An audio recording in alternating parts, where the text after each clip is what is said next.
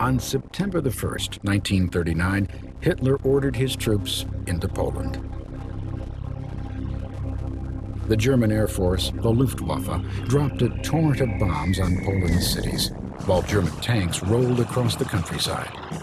It was the first use of the German military strategy called Blitzkrieg, or Lightning War, a new and devastating offensive that exploited new advances in tanks, artillery, and air power.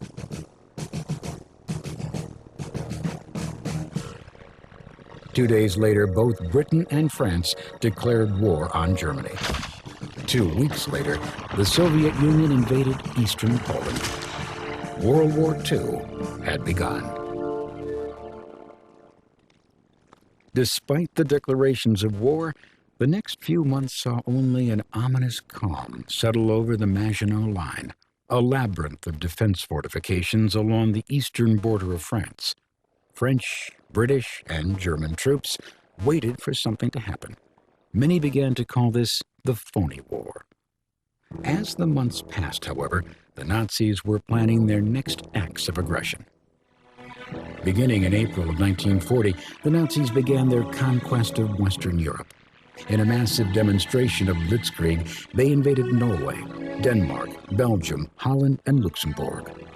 The Germans ultimately set their sights on the conquest of France. French, British, and Belgian troops were stationed along the entire border of France, including the Maginot Line, though they left one area vulnerable, the Ardennes Forest. The French military believed that the heavily wooded area would be impenetrable to German forces. They were wrong. Hitler sent his tanks smashing through the Ardennes Forest into France, effectively cutting off opposition forces. British and French troops were overwhelmed by the German military offensive into France and retreated to the French coastal town of Dunkirk. Pinned to the sea, hundreds of thousands of troops were trapped.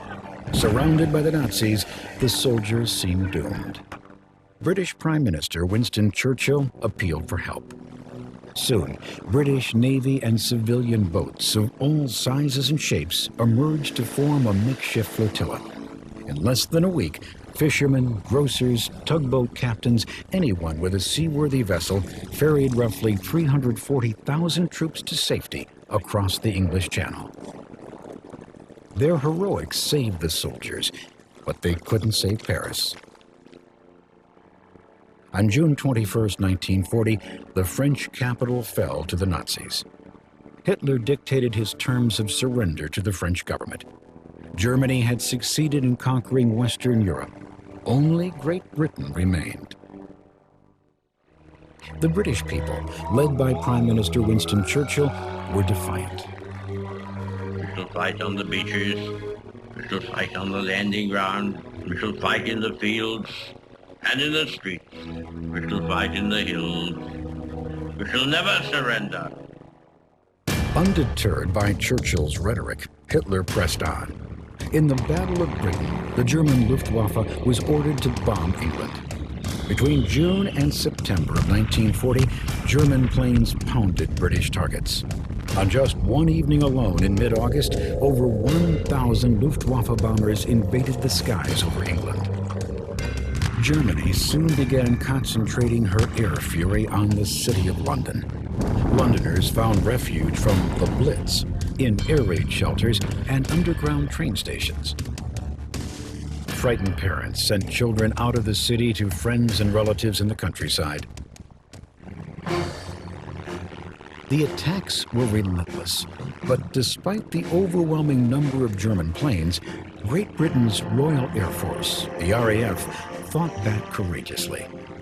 Using newly developed radar technology, the British were able to detect Luftwaffe planes coming over the English Channel. Early warning stations were set up along the English coast to detect the enemy and pinpoint German planes in the sky.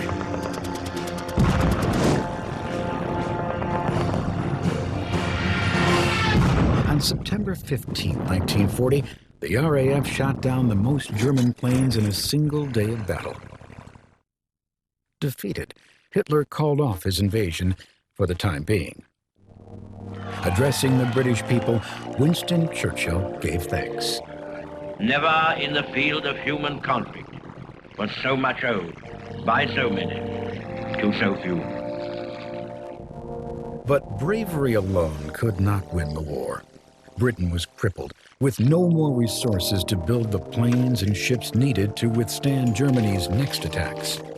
Winston Churchill turned to America and FDR for help. In 1940, Franklin Roosevelt was re-elected to a third term as president, the only American president ever to serve more than 2 terms. Roosevelt would not commit troops to the overseas battlefield, but he vowed to help the British in their life-or-death struggle against Hitler's regime. I ask this Congress for authority and for funds sufficient to manufacture additional munitions and war supplies of many kinds to be turned over to those nations which are now in actual war with aggressor nations. Our most useful and immediate role is to act as an arsenal for them as well as for ourselves. With FDR's urging, Congress passed the Lend-Lease Plan, which allowed him to lend or lease arms and other supplies to any country whose defense was vital to the United States. Not all Americans were united in their support of the president, however.